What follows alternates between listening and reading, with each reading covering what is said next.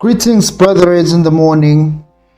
My name is Mnoto Dlamini, and namhlanje I would like to talk about the importance of reading the Word. Ngikubona lokhu kuyisihloko esibaluleke kakhulu ukuthi ngikhulume ngaso, because kaningi abazalwane think that going to church is all they have to do, but they fail to do something very important: reading the Word. Now, I'm not actually talking about just reading the Word, but I'm talking about studying the Word. It's very important for your spiritual growth. Yinto le ebaluleke ngokuthi if umzalwane akayenzi, kunzima ukuthi akhule enkosini. Now, we have brethren who have been in faith for many years, but they still behave like kids because abatholi ithuba lokuthi bazifundise noma bafunde izwi. They depend on their pastors. The only knowledge they have is according to how their pastor have taught them. It's very important ukuthi uma umzalwane ufunde izwi. More than everything, you have to study the Word. I know that we've got prayer warriors, abazalwana bathandaza njalo, which is very good. Yinto engikhuthazayo umthandazo. But my question is, how do you pray if you don't read the Word, if you don't study the Word? Uthini kahle kahle mawuthandaza? It is the reason why abazalwane pray empty prayers, because it is not filled with the Word. They don't read the Word. They rush into praying. And uma bethandaza, they pray repeatedly. Baphinde izinto, uyabona baphinde izinto ezodwa, bakhuluma izinto ezi-empty ngenxa ukuthi azi-influencwa yizwi. It's very important to read the Word. If you read in the book of Timothy, 2 Timothy chapter 2 verse 15, it says, study to show thyself approved unto God. You have to, you see, if you want to be approved to God, you have to study. Apostle Paul, ekhuluma no Timothy here, he uses the word study. It's a command. It's important. Uyabona ukuthi lana akancengi ukuthi now I, just like he would say to abanye abazalwane, now I beseech you brethren. No, uthi la study. If you follow ama rules aka English kwi grammar, when a speaker uses a verb, aqale ngeverb in a sentence without you, kusho ukuthi uthi leyo nto leyo is a command, it's an order. Apostle Paul ukhuluma no Timothy uthi study to show thyself approved unto God, a worketh man that needed not to be ashamed, rightly dividing the word of truth. If you want to be approved to God, you've got to study the Word. Now, the question is, how can I be approved to God? By studying the Word. Now, we're going to be looking at what the Word does in a Christian. Yini le ngaka eyenziwa yizwi when you study it? Yini le engaka eyenziwa yizwi kumuntu okholwayo noma uyi-Christian? Now, let's look at the book of Ephesians. Let's look at the book of Ephesians, chapter 5, verse 26 to 27. Sizobona ukuthi kahle kahle yini le engaka eyenziwa yizwi. Now, let me read. That he might sanctify and cleanse it with the washing of the word, with the washing of water by the word, that he might present it to himself a glorious church, not having spot or wrinkle or any such thing, but that it should be holy and without blemish. This is very important. The only thing that cleanses us is the word. Ukuze ngelinye ilanga lipresente kuye lingenambimbi. That is how the Zulu Bible says it. Now, if you notice, Lapana verse 26, that he might sanctify and cleanse it with the washing of the water by the word. It is the word that cleanses you. It is the word that cleanses you. That is why studying the word will make you approved unto God. It's very important. Don't rush into praying. Don't rush into praying having not read the word. The word have to be studied. Yezenzo.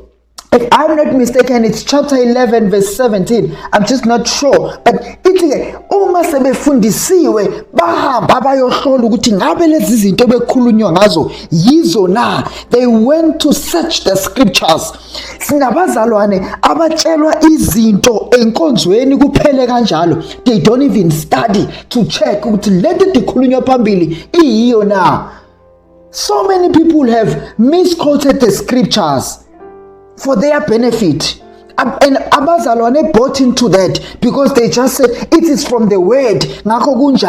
They did not search the scriptures. It's very important to understand that you have to study the word. How do you study the word? But you've got to study the word. How? I'm going to talk about it later. It's very important. And you need to know, there's a statement that I've shared. You don't pray so that you may read the word, but you read the word so that you may pray. Sinabazalwane abajaha bayomthandazweni Nkosi ngisize ngizokwazi ukufunda izwi. Ngithi funda izwi ukuze uzokwazi ukubaleka ngokuthandaza. Uzothandaza umthandazo one-substance, umthandazo onamandla, umthandazo all-right, umthandazo all-properly, umthandazo all-relevant. You've got to read the word. It's very important that you read the word. Read the word. Hallelujah. Sizoqhubeka abazalwane, sizo-understanda ukuthi kusizaphi ukufunda izwi. Manje ke this thing yokufunda izwi akusiyo into yokuthi uyenze nje kanye ngeviki and wait for amavesi. Uma kuyiwe enkonzweni kumele ikujabulise indaba kuyonkonzweni, hayi ngoba uyolalela ama-revelation. Hallelujah. Ngoba nijaha ukuyofuna ukuzwa ukuthi uNkulunkulu uthini. Ade uhleli neBhayibheli the whole week ufuna ukuzwa ukuthi uNkulunkulu uthini. There is a comment that I saw in one of the media platforms. Someone commented mangabe abanye behlabelela uthi yazi I so wish bengabe nami Nkosi yami sengazathi uthi ngiyakhumbula le environment yasenkonzweni, uyazi ngiyakhumbula ukuthi ngingene kumoya. And my question was, kunabazalwane abathi bakhumbula enkonzweni ukuze bayozwizwe kodwa bahleli nale emakhaya. I just don't understand, bazalwane, ukuthi why can't you read and study the word on your own, ube revived every day, than to wait ukuthi uzuziyozwa izinto enkonzweni. Izwi likaNkulunkulu uhleli nalo. Your Bible isize yaba ne-dust because you don't read, you don't study the word. Uyozulibona mhla kuthiwa kuye enkonzweni uthi ufuna ukuyovuseleleka, kodwa ukuvuseleleka could happen every day. You could revive yourself by the word. It doesn't have to be read by someone. Listen, bazalwane, I have to help you. I have to help you, Bangwele. Ukuthi there is no special gift given to people ukuthi benze abanye abantu understand izwi. Ngoba kube kunjalo kusho ukuthi iBhayibheli ngabe labo bantu kuphela. The Bible is for everyone. When you study it, you get to understand it. You just have to read it rightly. Divide it. But we're going to talk about that later. For now, people must study the word. People must read the word. Who have been in faith for 15, 20 years, 25 years, but are still complaining like kids. Even understand because they don't read the word. Very important. We have to talk about these things. You have to read the word. Philippians chapter 1 verse 10. Let's read. That they may approve things that are excellent, that ye may be sincere and without offense till the day of Christ. That you might be sincere and without offense. The only thing that makes you not to sin, the only thing, even if you do sin, to be vigilant, it is the word of God, because it influences you.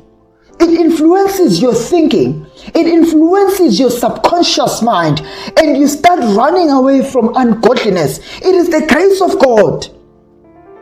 And the only way to study and to know about the grace of God, it is when you work out your own salvation. How do you work out your own salvation? By reading the word. You read the word so that you may understand who you are in Christ. There are things that you do because you don't know who you are. And to know who you are, yes, we've got teachers here and there. That is why by understanding. You don't understand yourself. That is why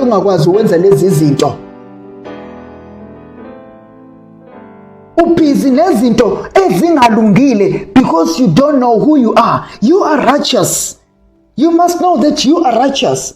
The righteousness of God has been imputed into your account. And now that because you are righteous, you don't do izinto unrighteous because you are righteous. Because I have to explain these things, Bangwele. Ukulunga asikwenzi ukuze sibe ngabalungile, kodwa yingoba silungile, that is why senza ukulunga. Inja ayiqala ukuba yinja ngoba nakho yenza ubunja. Inja yenza ubunja ngoba iyinja. That's very important. You have to understand that, bazalwane. And ngizoshare lento ngoba sometimes even when we pray empty prayers ngenxa ukuthi kushoda izwi. Kunemthandazo abazalwane abayithandazile ayangaphendulwa, and they began to blame God because vele umthandazo abawuthandazile, they didn't have to pray that prayer. Kunemthandazo angamele ithandazwe abazalwane. Just because those prayers are found in the Bible, it doesn't mean that you have to pray them. But you are busy praying the prayers that were prayed in the old covenant. Why there are some things that you don't do that are in the Old Testament? And it's because it is the old covenant. That is why you don't do those things. That's how you say it, right? And it means that even the prayers, it doesn't matter how godly they sound, they are not for you. That is why if you read, now let's go back to the book of 2 Timothy chapter 2, verse 15. You have to read the word rightly divided. You've got to divide when you read the word. How do you do that? By knowing as much as the Bible is for you, but not all of it is to you. There are things that are there for your learning, but are not actually to you. You don't have to do those things. Hallelujah. Hallelujah. Ngitangishele le ndaba yokufunda izwi ngoba yenza abazalwane babe nenkani. Ivangeli elidala thina safunda ukuthi ufundani manje, usitshela ngevangeli elidala. Do address nalo ndaba evangeli elidala ngelinye ilanga so that abazalwane bangakhombiza into engekho bathi ivangeli elidala. You even have to understand ukuthi what is the gospel. Nabazalwane today they don't even know when they are preaching kubantu abangakholwa what to say. They don't know the gospel. What is the gospel? They don't know. They are lost themselves. I'm just glad they are saved. But they cannot even help a sinner, someone ongazi, because they don't understand the way. They don't even know the gospel. Hallelujah. Bengisakhuluma-ke ngendaba yomthandazo. Ukuthi kunemthandazo ethandazwa ngabazalwane, kodwa abayitholi ngaphenduleki, but they end up creating theories. Kusho ukuthi ukholo lwami luncane. Kusho ukuthi ukholo lwami luncane. That's why kungaphendulekanga. Come on. uNkulunkulu uthembekile. If you talk about faith, enza umzekelo ngokuthi yiphi ifaith ingenzano, uthi nje leyo lingana nesidi. Ngakho ke it has nothing to do with having faith encane ungaphendulwa kwemithandazo yakho. You are just praying the wrong prayers and you end up coming up with theories. Ayikusho ukuthi izono zami zisithezile sithebiza ubuso bakaNkulunkulu. I know that book. It's in the 2nd Chronicles, if I'm not mistaken. Uma kabe ethi uba abantu bami bezithoba bakhuleke uNkulunkulu uyathathelela isono. Now that is a prayer that is found in the Bible. Elisho njalo ukuthi uma abantu bami bezithoba bakhuleke ngiyakuthathelela izono zabo. That prayer is outdated. And how do we know that prayer is outdated? It is because our sins are forgiven. We don't have to humble ourselves when we pray so that we may be forgiven. We are forgiven. That is why we humble ourselves. You've got to understand that everything was done in Calvary and was finished. That is the gospel we are preaching today. The finished work of the cross. Everything is done for you. You are living righteously so because everything has been done for you. Now you are not doing the right thing so that you may be saved. You are saved, and that's why you do the right things. Asishumayeli ivangeli labantu abathi asishumayeli ivangeli lomusa lithi lenze noma yini. No. Because if you read in the book of Titus chapter 2 verse 11 to 12, uthi Musa wanele bonke ibisithi uMusa yiwo lo wenza ukuthi ungenzi izinto ezingesikho ukulunga. There are some prayers. If you go to the book of Matthew 18 verse 18 to 20, uma abantu ababili behlangana bevumelana nganoma yini, mina ezulwini Jehova ngiyakwenza noma yini. How many times have you done the joint prayers with abazalwane and that thing was not? Be honest right now. Be honest. Ungayilaleli lenga ngama feelings ngama emotions. How many times have you been with abazalwane and done a joint prayer and that thing did not happen? And if it did happen, it doesn't mean that it was right. If it happened, it means that it was gonna happen even if you didn't do that joint prayer. We've got to be honest, bazalwane, because kunezinye izinto osulwe nazo your whole life. Ulwela lezi izinto lezi your whole life uthandaza ngazo and nothing has happened. You've gone to izintaba, wayothandaza eintabeni, nothing happened. What does that tell you? We know that there are people who go thandaza entabeni, but that doesn't mean that you have to do that today. If you want to do that, go and just because you want to connect to nature and not be disturbed, it helps you. Well, I do go there, but I would understand ukuthi mhlambe kune special anointing or what ukuba sentabeni. Never. Ngizokutshela. This is something new, and mangabe vele unenkani ungafuni unalento ukuthi sibadala ekholweni lengane izothini. Ngizatshela namhlanje ukuthi akunamthandazo obaleke noma osu special ngenxa uye entabeni ngoba ukukholwa uNkulunkulu wethu uthi uMpostoli Paul kodwa kusesimo ophilayo kodwa uKristu ngaphakathi kithi. uKristu uphila ngaphakathi. You don't have to go to a certain place to be heard better. You just have to pray the right prayer. Hallelujah.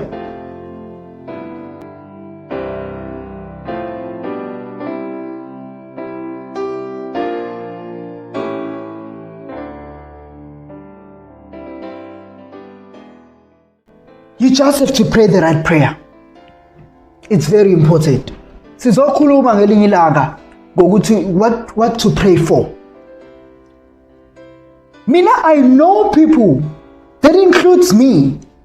I know people who have prayed for their problems, and their problems are still there until they came up with a theory. I kusho ukuthi nami cha Nkosi yami nami engabelwa khona lokho. God is not dealing with that today. God is not dealing with that today. There are things ezizokwenzeka. That is why I was saying, do not think that kunezinye izinto uNkulunkulu mhlawumbe azozizwa just because wena ulungile kangcono kunabanye. Then it will mean that uNkulunkulu udila nabantu abalungile. That's what it means ukuthi you have to do something. You don't have to do anything. Ngoba ukuze ungathi uyalunga mhlawumbe kumele ukuthi ukulungisiswa komuntu akusi ngokuthi wena wenzeni. Kodwa ukulungisiswa komuntu kuye ngokuthi uKristu wenzeni, wena wenzani ngakho ngokukholwa wakholwa. You have to believe and trust in the finished work of the cross. That is what we preach today, the finished work of the cross. That is the gospel we are preaching. So it's very important, Bazalan, when it comes to prayer, that when we pray, that is why singezugcina siblame uNkulunkulu and say uNkulunkulu akazenzi izinto. God does things. Kodwa ukuthi uNkulunkulu akayenzanga izinto akusho ukuthi akakwazi ukuyenza. Akayenzanga ngoba akumele yenze. And angeke ashintshwe uwe ukuthi enze into angayenzi. Kunezinye izinto uNkulunkulu yes uyakwazi ukuzenza kodwa akazenzi. And ukuthi it's in the Bible, you have to rightly divide the word. When you read it, when you study it, kunezinye izinto which are not applicable to you, but you keep on claiming them. It's funny how brethren do this. They keep on claiming even the blessings that were promised to Israel. But listen, those blessings, if you read, I think in the book of Deuteronomy, the blessings that were spoken unto the nation of Israel did not just go alone. If you don't do this, there were some conditions. If you don't do this, then the curses azobanga phezwe. Hallelujah. If you are claiming the blessings that were promised to Israel, you got to claim even the curses, because we are actually. It doesn't matter how godly it sounds. It is not for you. You have to understand. Since I fundis rightly divided. Today I'm just focusing on reading the word so that uzoba mhle. The word influences, and you start doing things right because the word influences your mind. You think according to your way, according to the word.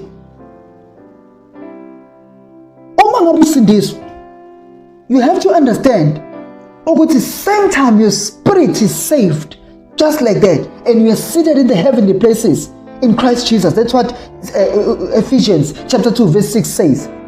Same time. But let me tell you, your body is not saved. You've got to understand, your body is not saved. That is why the things that you were craving for yesterday when you got saved, the things that you desired yesterday when you got saved, even today, it's still the same. The problem is you thought that your body will magically get saved. That is why you failed the call was that is because you lagged in the word. You did not read the word, because when you read the word consistently, when you read the word every day, it changes your way of thinking. It changes your way of thinking. You start doing things right because the word influences your thinking.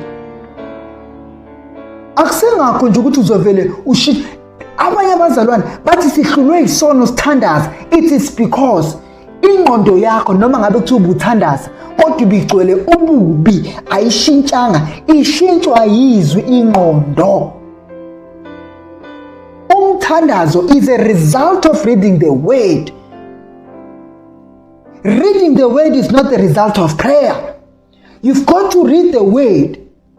then you pray rightly, you pray properly, you know what to pray for, and your mind is filled with the word. When it is filled with the word, then kunezinye izinto automatically ungabusazenza ngoba now in your subconscious mind you know what to do. Changing your old habits is not easy.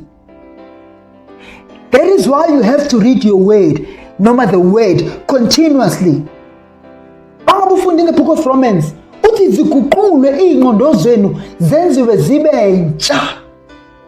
For your mind to be transformed, you've got to read the word always. You've got to understand ukuthi reading the word is a thing. For umzalwane nje ukuze ube ngempela yazi umzalwane, I have to read the word. Akusinto ngabe kahle kahle isashiyelwe kangaka le ngoba yinto kumele ngabe ufundiswa wona mawuqala ukholwa. Mawuqala ukholwa kumele ngabe uyafundiswa lento le ukuthi you have to read the word and not depend always on abanye abazalwane. Bazokudukisa. Kunabazalwane bazokudukisa. Sometimes you thola information kodwa ingaphelele. So it's very important ukuthi i-information yazi uyithole from the horse's mouth, uzuzile kaNkulunkulu, usifundela wena, ube naleyo joy leyo, kube mnandi even when ubhize endlini kuringa lelizwi. Ukube ngibekiya ngami asekhona even ama audio abazalwane bebeyothi bedriver, they listen to the word. Sibhizi silalela umculo ophinda into eyodwa, silalela umculo kodwa kune-audio yeBhayibheli. Abazalwane abanayo i-audio yeBhayibheli. Mawubuza abazalwane uthi ngisazohamba ngiyobheka, ngisazobuza kumfundisi, kodwa ngiyazi ukuthi khona kunje. They don't read the word, they don't meditate, they don't stay and delve and dwell on the word. It's very important for impilo yomzalwane. You have to. It's a must. It's an obligation. Hlala ezwini. Hlala ezwini. Let me tell you, the problem sometimes, yabona mangabe umpostoli Paul ethi lokho engikwenzayo akusikho lokho engikuthandayo. Lokho engikuthandayo angikwenzi. Let me tell you, because it's very important. I mean, it becomes a second nature ukufundiswa. Now let me tell you, if you read the word, this is what happens. Everything changes. Nalokho okuthandayo ukwenza kugcine kwenzeke. Ikuphi engithi uyakuthanda? Akekho umzalwane who wishes to have a prayerful lifestyle ebhedayo, entengayo, engahambi kahle. Akekho umzalwane othanda ukuthi impilo yakhe yokukholwa ingahambi kahle. Ngiyathanda ngabe ngiyathandaza every day, ngivuka ekseni ngithandaze, ebusuku ngiyathandaza, noma ngihamba ngibusy I'm meditating on the word. Ngiyathanda ukutreat abantu kahle, ngiyathanda ungayitholi ngisheshe ngicasuka, ngiyathanda ukuthi ngenze lokhu nalokhu, kodwa sike ngizibona ngikwenza. It's the same struggle that Apostle Paul had. Uthi ke lokho engithanda ukwenza angikwenzi. Manje ugcina uba isigqilo sezinto kahle kahle ongathanda ukuzenza. Do you understand? So if freedom, the true freedom, the real freedom is enjoying the luxury of a perfect life that you wish for, deep down in your heart, kunempilo perfect that you wish for, but you are not living up to that life. Why? Because indlela ophila ngayo ayi-influencer yizwi. When you do against that, because of your flesh, it means you are not free. Sinabazalwane abaphila bengakhululekile ekukholweni. Benza izinto kahle kahle abazithandi lezi zinto. Engaziyekeki lezi zinto. These are the old habits. Uvela uzalelwe ku-community wa-influencer lezi zinto lezi zamngena. And noma ngikutshela aziyekeki magically. Kumele ufunde izwi. Sizokhuluma next time. Ukuthi how do you read the word rightly divided? It's very important ngoba ekugcineni uma ulifunde rightly divided kusho ukuthi uzokwazi ukuthi kusho ukuthi lokho kwami hayi lokho akusikho kwami, this is just for my learning, and you'll stop blaming God ngezinto engenzekalanga when you pray for those things and they did not happen. uNkulunkulu akayena umqambe wanga. uNkulunkulu angeke athi noma ungathandaza noma ingani ngiyakwenza, akazayibeka icondition. uNkulunkulu washo kanjalo in the book of Matthew wathi ningathandaza uma nihlangana nibabili nithandaza noma ngani ngiyakwenza ezulwini. And uma ngabe ngakwenzi, then there must be something wrong. It's either uNkulunkulu eqamba manga noma wena you just don't understand ukuthi kwakusho ukuthiwani makusho njalo noma kwakhulunywa nobani. It's very important when you read the word ukuthi kukhulunywa nobani ngaleso sikhathi. Otherwise you'll end up building umkhumbi kaNoah just because it's in the word. Hayi wathi uNkulunkulu Noah akakho umkhumbi asiwakhe bazalwane nathi. Yes, it's in the word. It is not for you. It is not for you.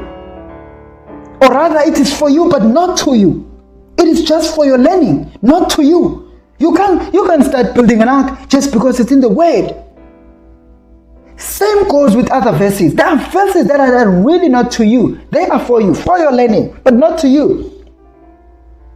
So uNkulunkulu akayena umqamba manga. Angeke athi uNkulunkulu ngiyakwenza uma nithandaza nobabili nisemhlabeni noma manihlangene. Angeke athi uNkulunkulu ngiyakwenza abese decide ukuthi no ngeke ngikwenze just because ngine faith encane. The Bible did not say that. The Bible did not say that. Do not add the word. The book of Revelation chapter 22 ithi ninga edini lutho kule ncwadi yomthetho musana ukuzikhandela izinto zenu. uNkulunkulu the Bible is the final authority. Liphelele, alidingi ukumayinazwa, alidingi useparate, alidingi uedwa lutho. Linjengoba linjalo, take it as is. Thatha njengoba linjalo. Manje uNkulunkulu uthembekile. God is faithful. He wouldn't say pray for anything, I will do it in heaven. Abese decide ungakwenzi. Ngaleyo ndlela uma uNkulunkulu engenze njalo ngabe umqambe mama. You have to understand ukuthi kahle there are prayers and what enithandaze naza nihlangana nebabili.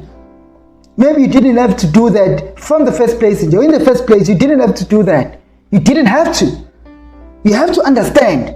Indaba yezulu kaNkulunkulu kumele fascinate uyazi lento ibe kuwe ngaphakathi. That is why abazalwane bahlulekile manje njengoba kune corona ngoba abayazi le culture lento le ekukuthi kumele yenze umzalwane every day. Ukufunda izwi ekwenza ukuthi umuntu akhule. Hallelujah. Ngeke uzithola uaccepta yonke into nje, accepta yonke into. So it's very important. Hlolani izwi. Read the word. Hallelujah. Masinibonge ke bazalwane ekseni. Siyambonga uNkulunkulu ngaleli thuba. Siqeda kufunda izwi nokushare izindaba ezinhle kangaka. Ukukhumbuzana ukuthi singabazalwane sifanelwe ukuthi sifunde izwi. It's very important. Ngakho ke bazalwane siyambonga uNkulunkulu ngesikhathi senu ukuthi nje utholele ithuba uthulalele kubaleke kakhulu. Sizoqhubeka nalama sessions Nkosi yomusa inibusise. Amen.